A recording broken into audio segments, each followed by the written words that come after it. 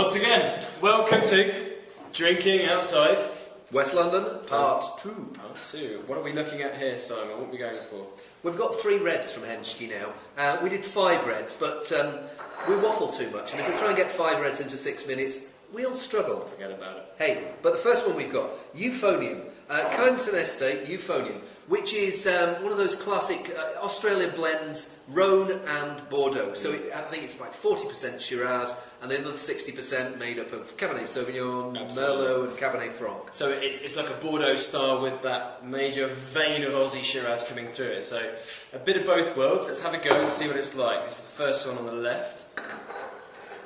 Now, I think what you'll notice is there's a big glass. This is you've got to build up to this big glass because it's the best wine. No, Euphonium. Yes, Euphonium's first in a small glass, but you know, don't shy away from the quality on this one. A lot of people at the tasting tonight were talking about this being the best value money at the tasting. So, why is it? Why is it they're saying the best value? What do we get from this? Why? Well, first of all, in terms of value, this one's about 20 odd quid, and the next one is about 40 something, and the next one's 60 something. So that's but what happens is this is one of those wines that jumps out of the glass and goes, yeah. People were using words like sexy, and they were going, ooh, yeah. And they were. I think when wine does that to you, when you can't put it into words, was it like an orgy of a wine tasting? It was a bit of a knee trembler. And I mean, you taste it now, and it tastes still lovely. But what I think has happened to it is it's almost become a little bit more sedate. In other words, it sort of seduced you to start with, but now it's becoming more interesting as the evening's progressed. It's done its work. It's a bit of a smooth operator. It is. Well, hey, I mean, I'd like to see it do some operations on me, but we're running out of it. But maybe I'll have another slug of it. But yeah, it's got this nice, the Shiraz has got this big, rich, plummy edge, a bit of eucalyptus coming through, and but then there's this blackcurranty, plummy berry edge. There, yeah. Really and then it sort of goes into that little bit of sort of slightly smoky, cedary touch, almost that kind of classic the 2 Cabernets in here, with the Merlot, with the spicy edge to it. But very softened now, very approachable. That's because this is a 2004.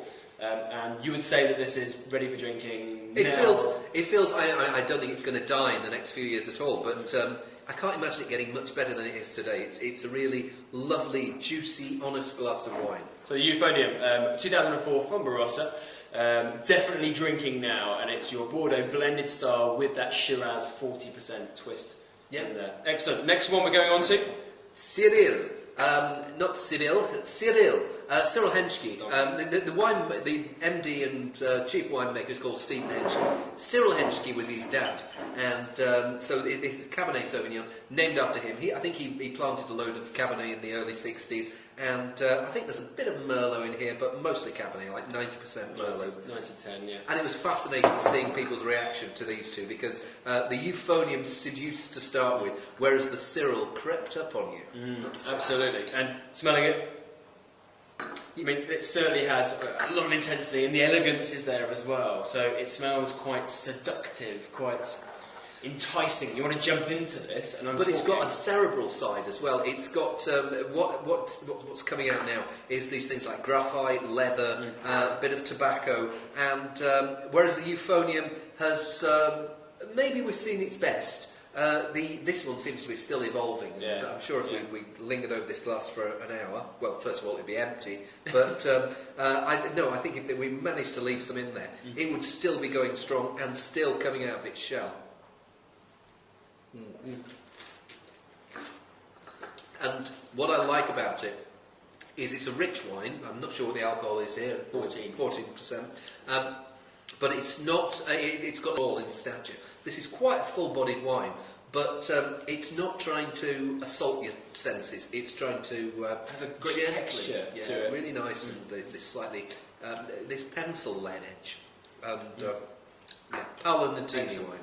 Paolo Nutini. Yeah, well, no, pencil full of lead and all that, and And just to put the record straight as well, you did a little dance tonight, didn't you? On I think it was a Katy Perry song. You maybe. Well, yes, on my heart beating in my skin tight jeans. I did that bit, but unfortunately we can't capture it on a flip cam. It's not quite, and also it's under the table. Watch out for the outtakes. Yeah. That's where that's. Well, no, I just say watch out, Katy Perry. Watch out, Russell Brand. Okay, so Katy Perry and Russell Brand aside, we're moving. 100% Shiraz. Not sure how old the vines are. I think this vineyard was planted in something like 1912. So it's getting 90. Yeah. It's pretty old. 2/3 of the way to Hill of Grace in terms of age. Yes, I think so. And so this is 100% Shiraz. Yeah. 2005. And the brilliant thing about this is that vibrancy on the nose. It's got a barrage of spices, sweet spices, cloves and cinnamons, rich fruits. And the ripeness comes through. You get this edge of licorice, and the eucalypt that I've picked up more on the euphonium than on the maybe on the Cyril Henschke. Get an edge of that, but it really is just like seasoning to rather than it's not been over salted with that eucalyptus. You get this richness and plummy, fleshy fruit, but then there's more. There's this earthiness coming through, and really tasty. I think the spices here as well match quite well with, we did this with a bit of beef, in wildfire spices as well, and we don't really know exactly what that is per se, but it worked so well. The spicy sort of touch with it, the intensity of this wine. I'm sure I've got something on my computer where it says this is a wildfire attachment. Is that it's nothing to do with that? It possibly could be, but I can't see where the attachment is. No, but what I love about this now is that there's this little bit of vanilla coming through on the finish. That lovely sort of vanilla touch. And I think I'm right in saying this is 33% Hogshead American. I'm not sure whether it's 34%. Oh, I don't know.